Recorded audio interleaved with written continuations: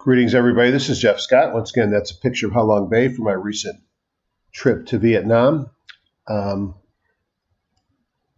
This is my weekend review for April 21st. And let's get started. As I have been for the last couple of weeks, I'm going to go quickly through the introductory slides. I really have nothing to sell you, so there's no reason for me to spend time talking about me and what I have to offer. I'm here mostly to talk about the market. Title today, will big tech earnings save the market or lead to a sell-off? We're getting into May. We have some divergences. I think we're getting toppy, but we have some big names that could certainly propel us to the next level up. That's for sure. Disclaimer, this is for educational purposes only. I'm a doctor, not a broker. Anything I tell you is in the spirit of education. It should not be taken as investment advice, and you alone are solely responsible for any decisions that you might make. My educational program is where I go is to be your own guru. I've learned from a lot of smart people, and I put together something that works for me. The website for HGSI is highgrowthstock.com.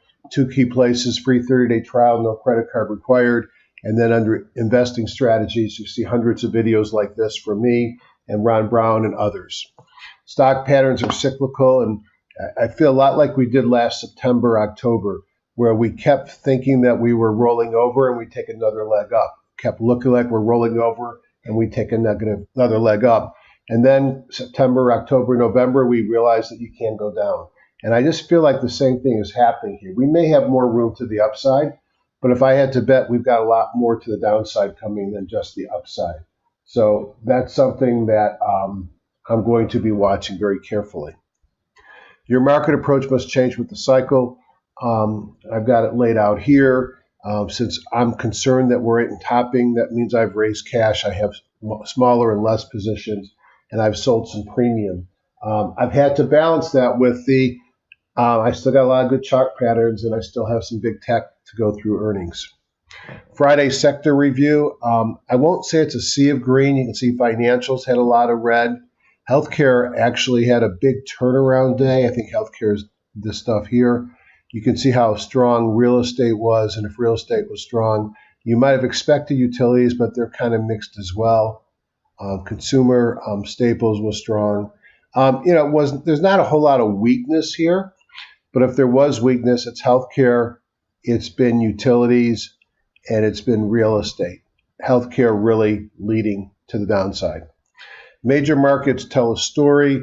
There's not a whole lot new here. We continue to drudge higher on the E-minis, the NASDAQ futures, the Dow futures. Russell had a tough time this week. Russell led to the downside. The Dow futures, as you can see here, this big green bar led to the upside. The VIX moved up, but is still in low levels. And the dollar had a big spike up on Friday, which is not always good for small stocks and for commodities. On the weekly, you continue to see how we've come from the 200-day moving average, not quite straight up, but a very strong V bottom. You can again see in the lower left that the IWM, representing the Russell 2000, is the weakest of the four major indices, and the VIX had a turnaround week, but is still low. And as I said, the dollar had a big move on Friday. Now, underneath, what did I see? I saw the rates on both the 10-year and the 30-year moved up some. This is the second week in a row. Firming rates, to me, at this point are positive, and they do not suggest anything to me except that the economy is firming. Rising rates should ultimately be good for banks, regionals, and insurers. You can't see it well here, but you'll have to take my word for it that the 2-10 Treasury yield curve spread actually ticked up this week. So rising rates sort of reduce the risk of inversion, at least for 1 week. AD lines gave up a little bit in white, hard to see here. A little bit easier to see on this one, where on the NYSE it turned down, but still remain near all-time highs. And you could see a mixture in the underlyings. In this bluish color is the diamonds lead. The spiders were next, and then I guess that's the Qs, the diamonds, and the spiders. Down here is the Russell, which is clearly lagging those. Actually, that's transports, and here's the Russell, which is lagging. And you can see with rising rates, the bonds continue to drop. Now, on breadth, although stocks above the 200, which is a late thing to change, remain stable, stocks above the 40 started to fall. And then also on breadth, you had a pretty big drop on the stocks at 3-month or 12-week new high, new low, the T2121 indicator in Warden. Certainly not at all oversold, but has come down off of overbought areas. The McClellan, as you see the McClellan on the daily going up, and you see the oscillator and the summation index not keeping track, there are clear divergences here, and I'll be looking to see if we have a zero line reject, which would be bullish here, or if the oscillator breaks below the zero line. Similar picture on the weekly. Current buckets have come off some of their I won't say extremes, but more overbought levels of last week. 2/3 of the stocks in the S&P 1500 are above their midline, their Bollinger Bands. That has to be considered bullish, but the number of stocks at the top of the bands or above the bands continues to be low, so no signal here. I would not expect a Hindenburg omen here until we go out and have new highs. But interestingly, the number of new lows has worked its way up, especially on the NASDAQ, although we did not fire a Hindi. Those who are new to me, a Hindenburg omen is a signal that has predicted every major market fall in the last 50 or 60 years. Usually it takes more than one. It's the sensitivity is high, which means it picks up a lot of pullbacks. The specificity is not. You have a lot of false positives. So I look for a series of Hindis, but when I start to see them, I get concerned. I do not see them right now. Market tone is predominantly bullish, except for the NYSE. Sector strength did deteriorate with the utilities and real estate joining the weakness in healthcare, which has been going on for quite the string here. Canaries in the coal mine, the big stocks of yesterday, many of which have earnings this week, have retaken their moving average, but at best are going sideways and struggling for direction. The index that I put together when I start to look for a top, I put it together on the weekend of March 3rd, has pulled back to the 50-day, had a doji. Be a good place to bounce from, but if this thing breaks down, that will worry me even more about the market. Of note, we had a eureka here this week, and we'll talk more about that later. Excuse me, a kahuna to the downside, not a eureka. Check that. And that would be a phoenix in red, not a eureka. So we had a kahuna to the downside. So at least market rotation, if not a top, is near. News-wise, I looked at the news closely, and I thought the news was medium to low this week. You do have jobless claims, as always, on Thursday. You got some durable goods and GDP and a little bit of Fed speak, but no major earth-shattering things came out and hit me. This is the big one, the week of April 22nd, earnings. And let's just call off some of our favorites. Rambus, Cadence, our big names. Snap, iRobot, eBay, Procter & Gamble, Verizon, Twitter. Centene, a healthcare stock that's been hammered. On Wednesday, you got Boeing, AT&T, Biogen, Anthem, another healthcare stock that was hurt. Facebook, Microsoft, Tesla, Visa, Align Technology, Invisalign Company. On Thursday, you got Cleveland Cliffs, AbbVie, UPS, Nokia, Altria, Southwest, Intel, Amazon, Starbucks, Grubhub, Illumina. And then on Friday, bringing home the rear, you got some Exxon, you got American Airlines, you got Chevron, Sony. This is a big week of earnings. Here is my favorite quote that I ever came up with, although others may say it, and others may have come up with it as well. It is a judgment call to hold stocks over earnings dates. It's bad judgment to not know when your stock's earnings date is scheduled. My thoughts. It was a relatively flat week for the NASDAQ and the S&P. The Dow Jones had a good week, and the Russell lagged. There are breadth divergences suggesting a top might be near. I mentioned last week that XLV had a cold. Well, it turned into double pneumonia, but antibiotics are in, and perhaps we're getting ready for a bounce. Big earnings week. Lots of forces at play here. The left will continue to try and salvage bad news out of the Mueller report. Earnings will give a big picture. Yield curve actually rose. That shows economic stability. And while any continued news on success in China trade talks will pop up the Dow.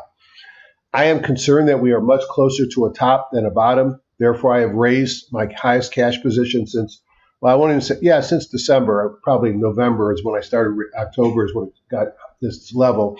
And I will be nimble, long or short, based upon what the market tells me. I am building my healthcare buy list. Healthcare had been strong up until the last couple of weeks. However, when you look at the last couple of weeks worth of performance in healthcare, it's been enough to make healthcare the weakest group going back months. So that last 6 months or last 5 months includes the last month. That last month has been a killer. You'll notice when I did an industry group ranking from the bottom up, this is in Q Edge, managed healthcare, healthcare equipment, life sciences, healthcare facilities, biotech, healthcare tech, pharmaceuticals, healthcare services, healthcare supply, healthcare REITs are all in the bottom 17. I think that there's evidence that we might be seeing a bounce coming, and I'll look at some of those sectors in a second. In the lower right-hand corner, the driver of this has been the rhetoric from the far left of Medicare for All makes a nice headline, but no major candidate has run for election on that platform. Although this may be an option to consider in the future is not now.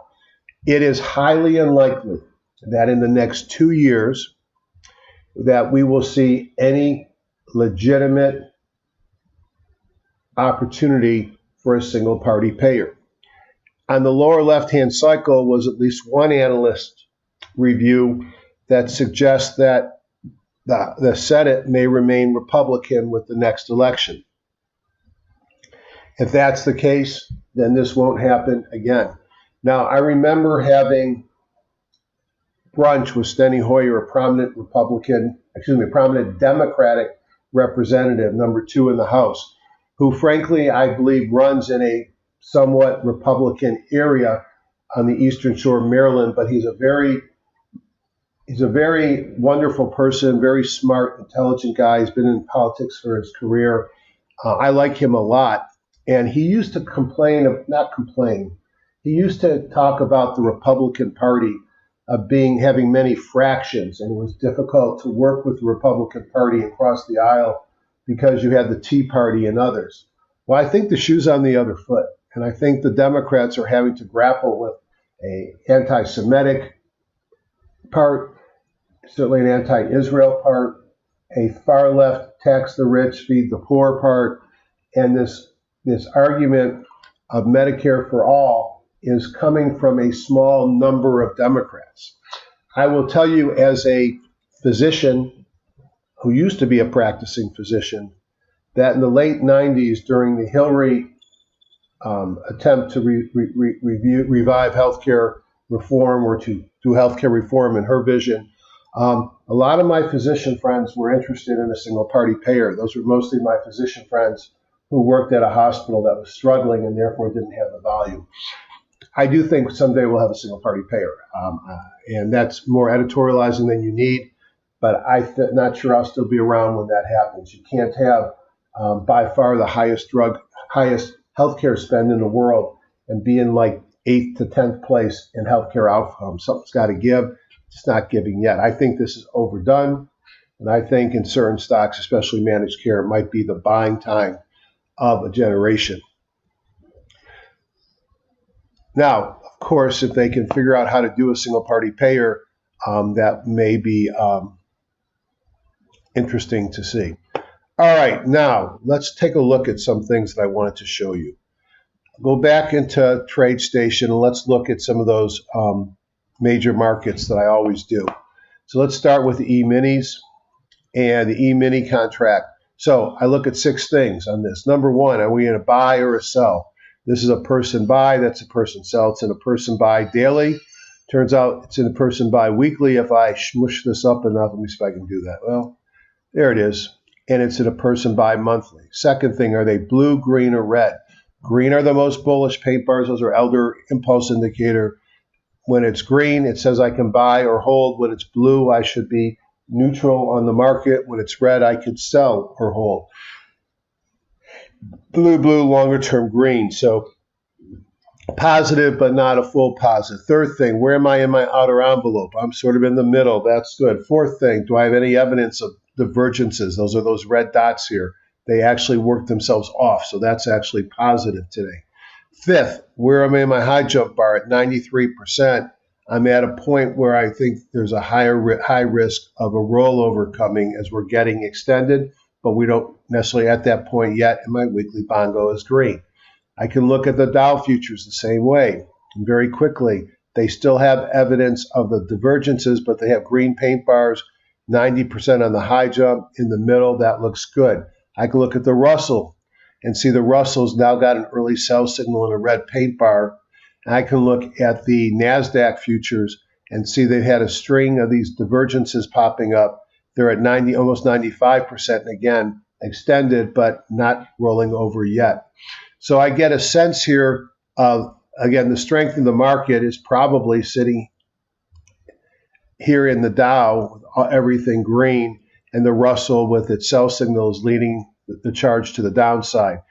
The other thing that's been strong is the dollar, and you could see a new buy signal and a spike up on Friday that I mentioned.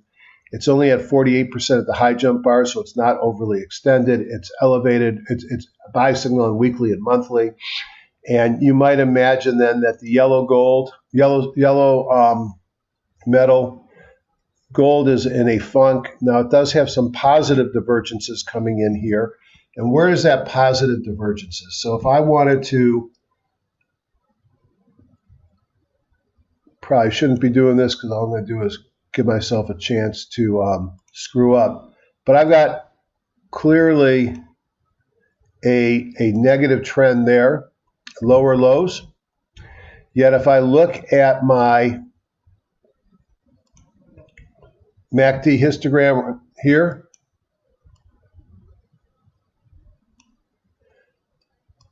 I've got higher lows. So there's a positive divergence there. John Person would call that a convergence. The beauty of these dots, it tells me that it's occurring. I don't actually have to draw the lines. So gold maybe is getting closer to a bounce area, but gold is in a multi-time frame sell signal. And silver, although it was up a penny, has moved up a little bit, has blue pars, but it's also in a funk. Now, I have a second desktop open, and I just wanted to quickly look at some things and show you. This is using some of the Q indicators in TradeStation. It also uses something from a guy named Roy Kelly, and it's a cycle finder, and it's sort of looking for a big wave forming to the opposite side. So when it's high, it tells me the wave is starting to lead to a downside. And it's sort of he didn't really tell you what it came from, but to me, it's come from Elliott wave theory. You can see the spiders over the last couple of weeks are in a nice uptrend, as are the diamonds and the Qs. And you could see that not only did we get a sell signal this week on John's indicators, but the Russells ran right into resistance and sold that and pulled off. Now the Russells are in a triangle here. It'll be interesting to see which way it bounces. But the other three indicators are in nice uptrends, although the nicest is probably the Qs, and the spiders and the Dow actually pulled back. And this is what I look for. I look for a pullback to a trend line support and a buy signal coming in, and that occurred there. On the weeklies, you can see the weakest being the Russell, but they're all three lower left to upper right. And then I start looking at some of my sectors. So XLB, materials, sideways. Energy, sideways, and actually broke down below a trend line. Financials, probably the strongest looking ones right here. Industrials, also strong. Technology, strong. So the weakness here is in energy and materials. Communications, so far so good, but looks to me like it's slowing down. Look at how weak comparatively real estate. Now notice this green thing here, that's a headwind indicator from Q, and that's typically something you see as something's getting potentially close to a reversal. As you can see on healthcare, you can get them and it keeps blowing through, but you can see compared to the other sectors how weak healthcare and real estate are. Discretionary looks good. Utilities, I mentioned the 3 weak ones, real estate, healthcare, and utilities, and you can see staples have been strong. Other sectors of note, gold down here in the toilet, oil on the penthouse, the dollar breaking out this week. This looks a lot better on a higher resolution, so I'm not going to spend any more time. But I'm watching these sectors very carefully because it gives me a high-level sense of what's working, what's not working in the market. Now, if I jump into HGSI, open up my designer, go into Major Markets Plus, hit my warehouse view, I will rank, and let's set it at a T1 top-down review. The 25 things that I like to look at that give me a sense of what the market's doing. I find that S&P 500, notice it's down here in the middle, and I should have showed you here, industrials, transport, mid caps on top, big caps down here, and small caps even further, and you can see how the biotech really stunk up the place this week. And that's only because I didn't have a managed care index to show it's even worse.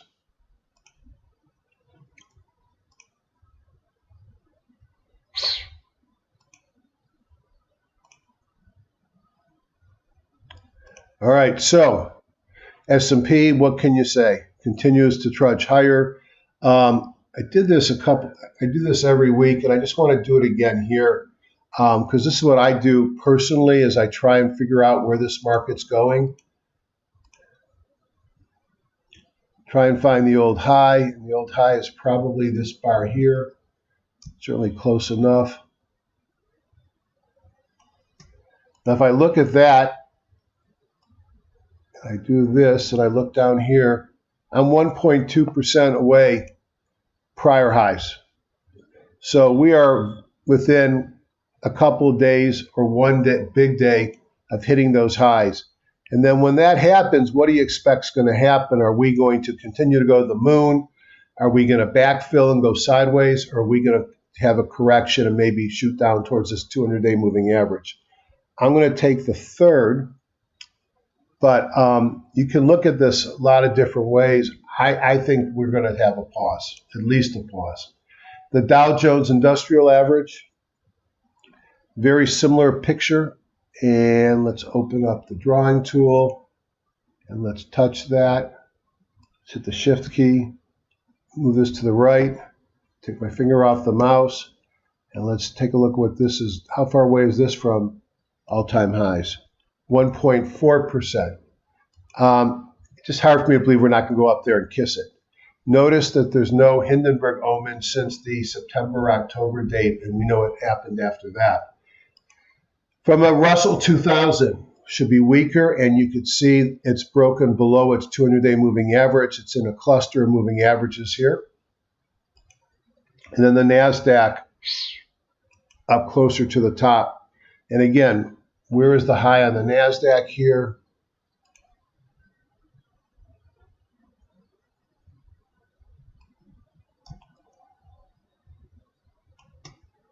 And even though we had a pullback on Friday on the NASDAQ, 1.5%. So we're close to old highs across the board. That has to be the magnet right now. Again, the dollar spiked a little bit on Friday. Let's see what it looks like here. This is an ETF. You can see a gap up. And the dollar is also getting close to its highs.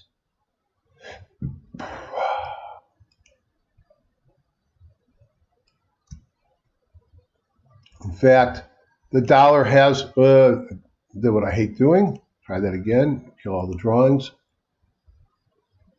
Got to have the right order. Take the finger off the mouse and then off the shift key. The dollar has closed above its annual high. Let's just flip to a weekly and make sure that's true. Yeah, we're now approaching 2017 highs on the dollar. Wow. You know what that means? If the dollar's that strong, what do you expect for gold and silver? Yeah, you don't expect them to be at their highs, do you? And they won't be.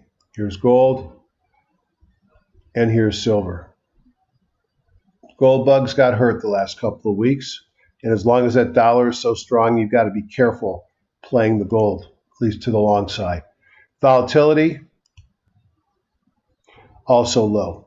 All right, so then I want to look at the top-down view. I want to look at industry groups. I'm going to go to the industry group tab, hit warehouse view, and I'm just going to pull this over here. And I'm going to go to 2-day up. You can see, despite the week, well, the march toward new highs, I've only got 38 on the short term, and then on the 5-day up, 40 of the industry groups of 176 participating. It sure beats 5, 10, or 15, but it's not a giant number. If we look to the downside, and if I start looking at stocks that have stocks in groups to the upside, and then my trend, it's even less. But let's go back to here. Here we go. If I go to the downside and look at 2-day down, it didn't look that impressive. There was only 14. And I said to myself, where is healthcare? And I think that the way that this is set up is it's looking for the new things that have flipped to downside, because if I go to the 5-day down, I've got 47 things that are 5-day down, and there's all my healthcare, my specialty pharma, large pharma, biotech, managed care. So I want to look at the managed care for a second. Now, hear me what I say. I am believing that managed care is getting close to a bounce, that you have an opportunity here to buy some of the leaders in managed healthcare at what I think to be a pretty substantial discount. I'm not saying they're going up on Monday. And maybe I'm wrong, and maybe we are going to have a single party payer tomorrow. But these stocks have been deeply discounted, assuming all the bad news is true. So here you have United Healthcare, and at the risk of blowing up my computer,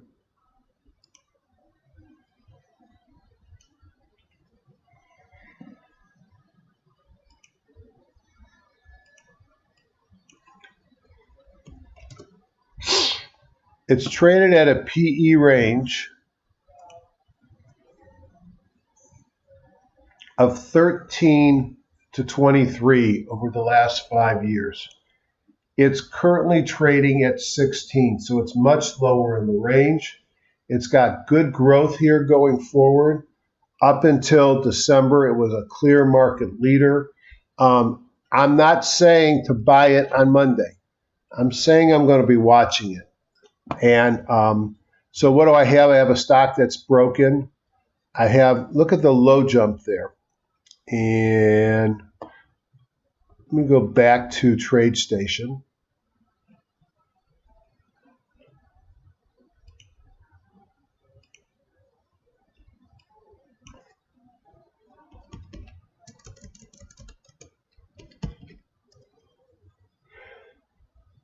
I got a high jump bar that's down to 10.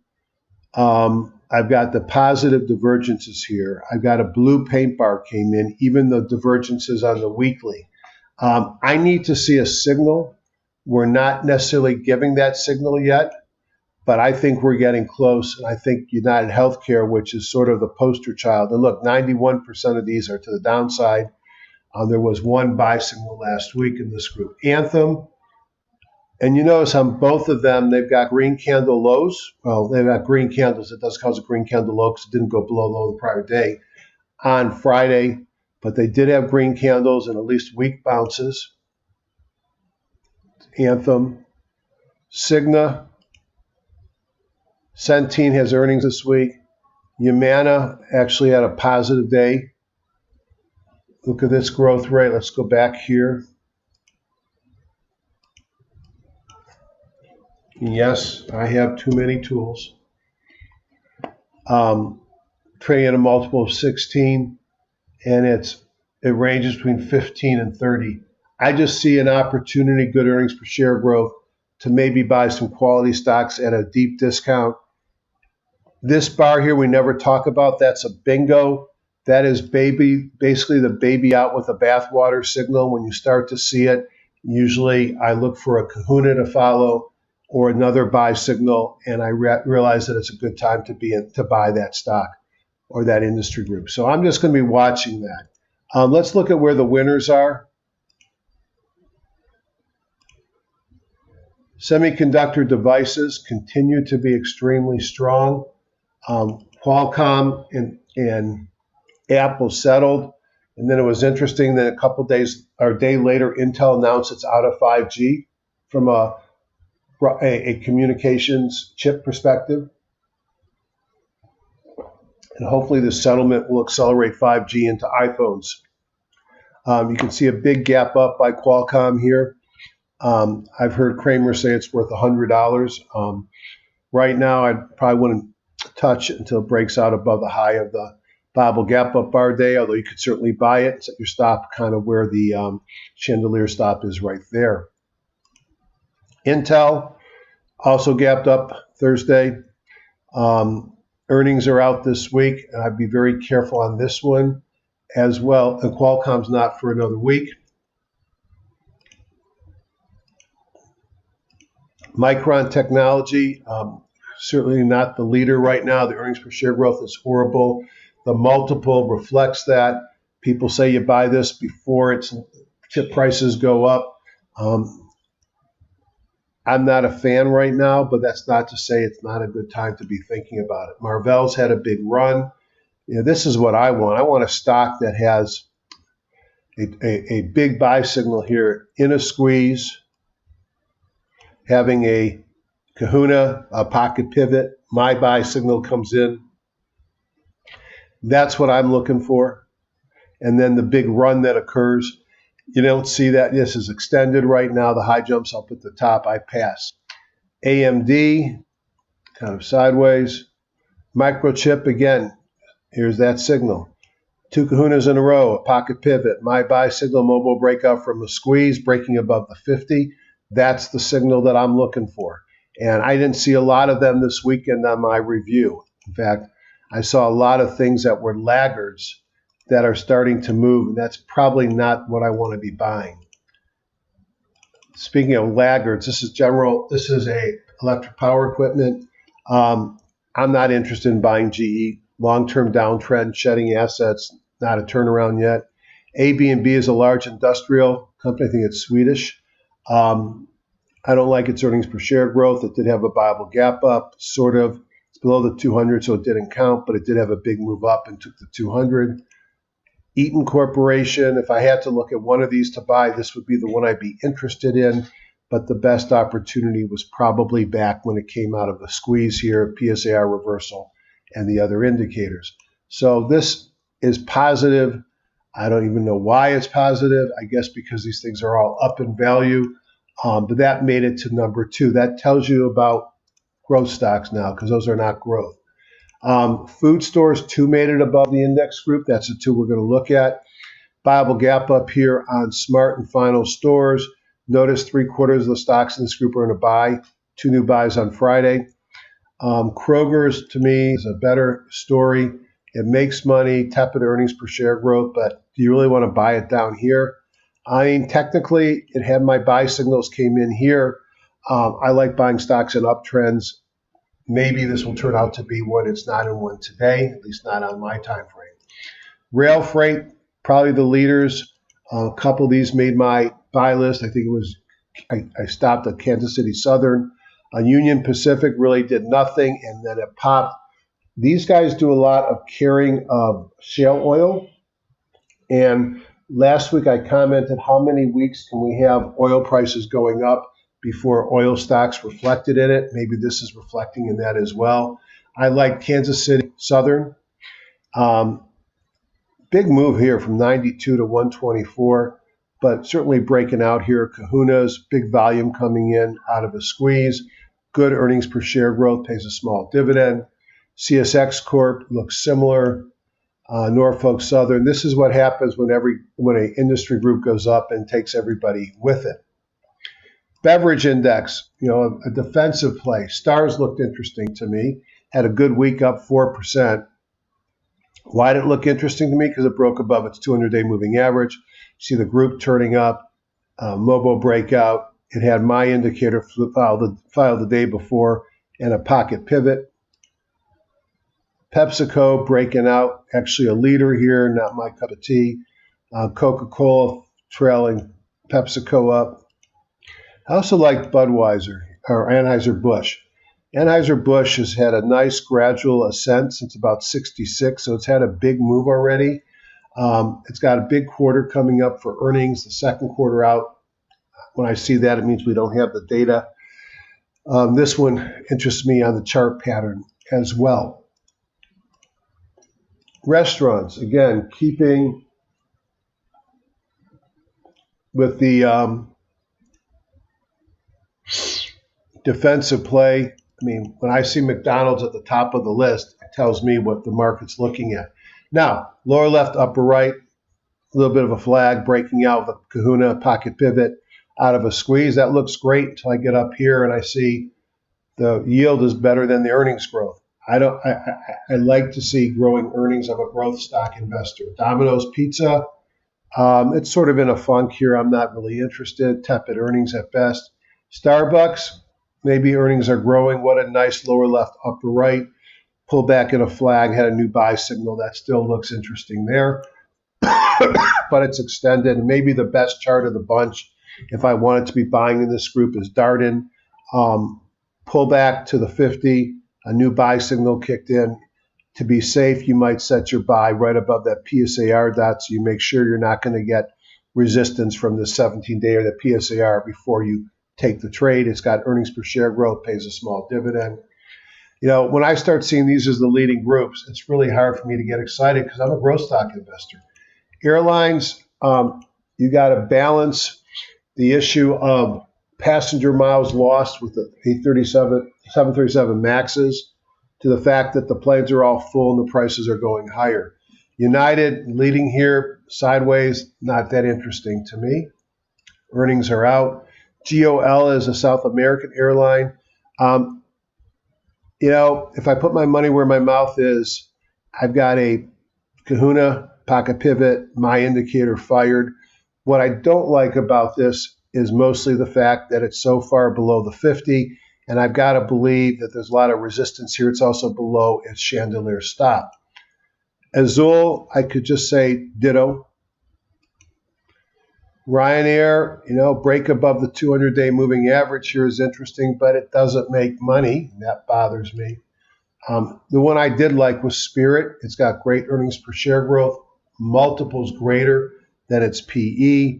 It's about to break above its falling 50-day moving average, and that made it to my buy watch list. Home builders should benefit from falling interest rates, from low interest rates, although they're rising now. And we've talked about these for the last 3 weeks. They were a better buy when I told you about them 3 or 4 weeks ago. Most of them have started a little bit of a run. D.H. Horton, time to have bought this was probably back here, which is when we were talking about it.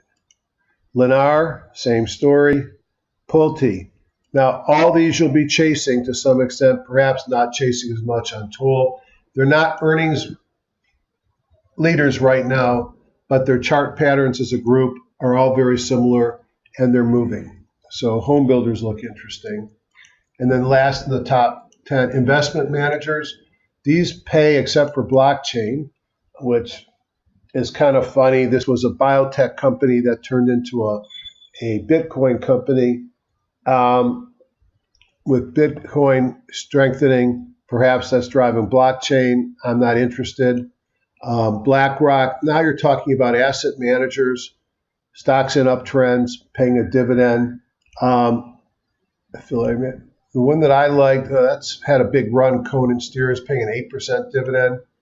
Ares Management paying a 4.7% dividend. SCI Investments, small dividend. I liked Apollo, APO. Maybe it's in a different group.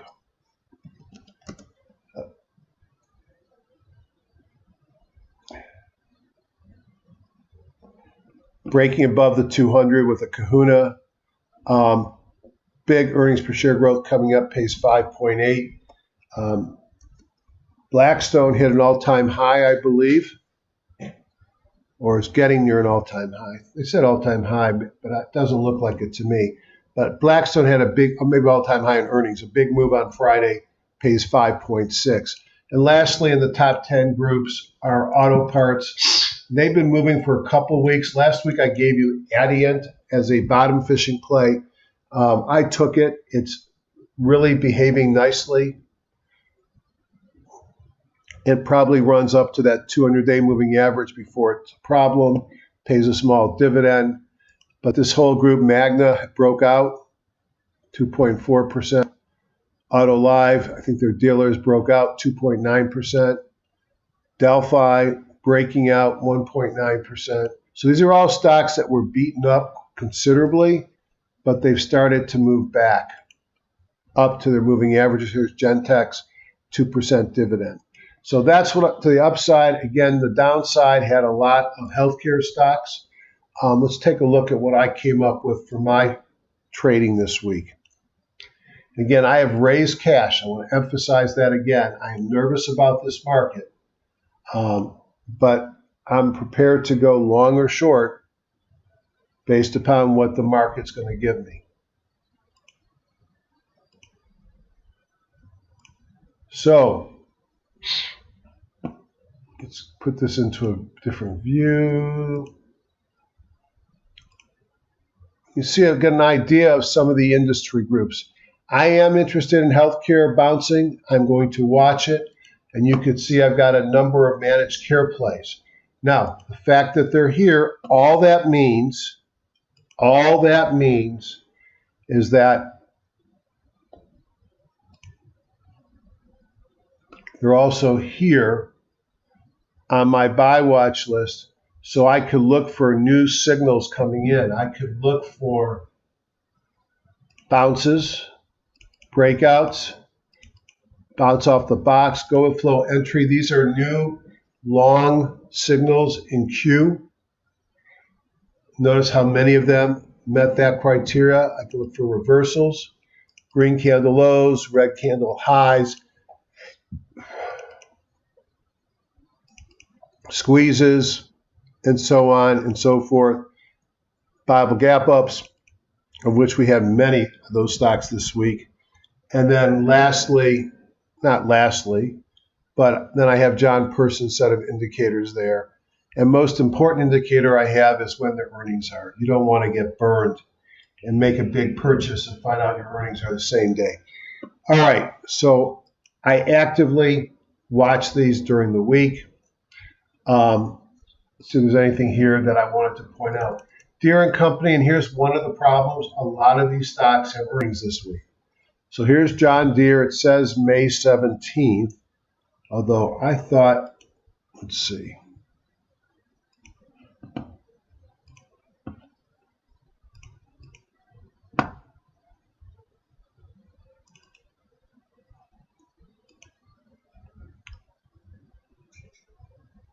I thought I saw John Deere here, but it says May 17th. So John Deere, I thought looked interesting to me. I like the fact that it has a fresh breakout here. It'll certainly benefit from China. Look at the earnings per share growth. I like John Deere. Meritor, there's a lot of these commercial vehicle manufacturers. This one's breaking out to an all-time high or a new high here. Makes money. Allison Transmission Powers, you need a transmission to drive a car, breaking out above its 50. I showed you Apollo Management. Virtu Financial, a high-frequency trading firm, going sideways here, so I'm not really running out to jump on it. But what do I have? I have a mobile breakout and a squeeze, taking out the 50 and triggering the Jeffrey indicator, a pocket pivot and a kahuna. So that automatically hitting all those signals at the same time gets on my buy watch list. After this quarter, it's got some earnings coming in. Carlyle Group was another asset management company breaking above the 50. Viable gap up, pocket pivot, kahuna, pays a 6.6% dividend. Although REITs probably are not the greatest plays in a rising rate investment, in a rising rate interest rate climate.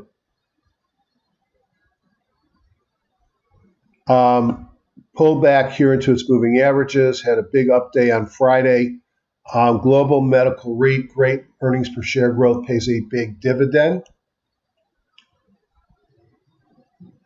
CF Industries is a fertilizer play. Yes, it's just going sideways. Jeff, why are you so excited? I'm trying to remember why I was so excited. What drove my interest in CF is seasonality, good earnings per share growth, pays a dividend. Some of the other healthcare, I've often played water utility stocks. These are the one utilities I like because they've got growth as well as dividend. Look at this big run up here, a flag down to the 50. And what do we have? We got my indicator, a pocket pivot, a kahuna, and a mobile breakout occurring. It pays a 1.7% dividend. That's American Waterworks. I've got a couple of healthcare stocks that I'm looking for reversals in. I don't buy these until they actually meet my criteria, but here's Invitae pulling back to the 50. And here's Cellside Corp of biotech. You know, when you look at the biotech weakness and you see this guy putting a flag in, a break above the top of these bars, I'll skip this one here, I'd probably be a buyer of Cellside when it breaks out to the upside. Triumph Group is my one aerospace defense play, sort of a cup, a handle, and a breakout here, or a cup on a cup.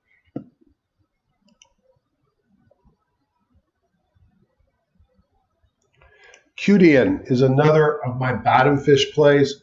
My tandem looked a lot like this last year as well. Amazing earnings per share growth, no dividend, small multiple, specialty finance play. Inovalon is another healthcare stock. Well, it's a technology play, but services healthcare. Pull back to the 200 and a bounce. That's why I like that. Green Sky is another one of these bottom fisher plays that's moving with good earnings per share growth. Ultra Keen Holdings, an old name that had an earnings fall and a long-term correction. I found it because it broke above the 200-day moving average. And when I looked at its earnings misses and its earnings falls, I saw something that I thought was interesting. And what I saw was that it's actually got a turnaround coming in earnings for 2020. 40 times $1.26 and the stock's at $12. If it makes that number, the stock's at $40. So I'm interested in Ultra Clean Holdings, or at some point I will. Acacia Communications, I have this one already. Nice uptrend, although kind of loose here. Good earnings per share growth. And then lastly, on stocks that I might be interested in buying off of this Medicare for All, I won't say nonsense because it'll be real, it's just not real yet, is Merck, which is one of the best of the big pharma plays, pays a 2.8% dividend. And you can buy Merck.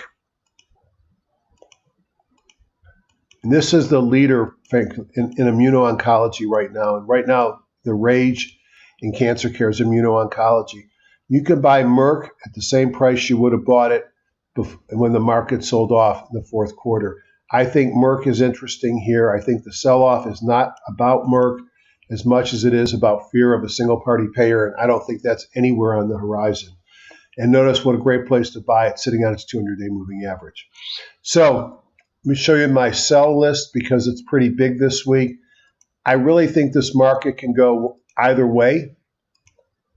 And I do think if it goes up, it doesn't go up forever. This was just what I do is I go through multiple programs. I come up with a number of stocks to short. There's my buddy Tandem. I put them on a watch list. Now, I'm not necessarily shorting any or all of these stocks. What I have is a number of stocks that look like they're ready to go down or have gone down. And I basically put them into my watch list because when they start firing red, then I start getting more nervous about the market. I may take some of these as shorts, but it will cause me to be more concerned about my longs. Let me just call out tobacco here. I think tobacco is ready to go down. I think tobacco is a sin stock group. Not saying it's a sin to smoke, but if, as a person whose primary career has been as a cancer doctor, if you don't smoke, you cut your risk of getting cancer considerably. I know your neighbor next door smokes more than you and never gets anything wrong with them. I heard that from patients as they were dying. There's probably a genetic thing on top of smoking, but if you don't smoke, it's a lot better. Enough pontification. Altria failing here at its 200-day moving average, a breakdown before the 50. I think it's got 5 to 10 points down from here. Earnings per share slowing. It does pay a big dividend. British American Tobacco, similar, failing here at the 200, will break down against the 50 shortly, pays a big dividend, but I think the stock can go all the way down to 30. Philip Morris, right now I wouldn't short it, seeing some support at the 200. A break below the 200 will get me interested. Pyxis, I think, is already sold off. There's its bingo. Invector Group, already sold off. That's why on my short list, I have things such as British American Tobacco. So on that note, I think I'm going to say goodbye. Thank you for joining me this week. Trade safe. It's probably better to trade right, not often. I think we are at a point where markets become more challenging, more difficult. And I think you have to be aware of that in how you trade. Now, I do go more than what I just think is going to happen. And I play with various long-term indicators to sort of give me a sense of what the market's going to do. And I will tell you that this has been my go-to of the long-term indicators. I'm looking at this is the S&P 1500, and I'm looking at two key things. Let me see, the 500 looks comparable, which it does. There are two factors here. There's price in relationship to a number of bands. There is a MACD in relationship to the zero line. Okay? And what I have found, going back years, is I want to be long when my price is above the bands and my MACD is above the zero line. I want to be short when I'm below the bands and below the zero line. When I'm in the bands, it's sort of choppiness, and you're probably better off being out, but that's a personal preference. So I am still leaning long because my price is above the bands. My bongo is green. My MACD is above. And notice what happened this summer. My Hindenburg Omen started firing. This is a weekly chart. And that called the top of the market, and then the market rolled over. So be careful. It may still go higher. Hopefully it still goes higher. But it's not a simple market. This is a simple market. This is a simple market. This is when you need to make money. We're in a choppy market here. Goodbye, everybody. Safe week.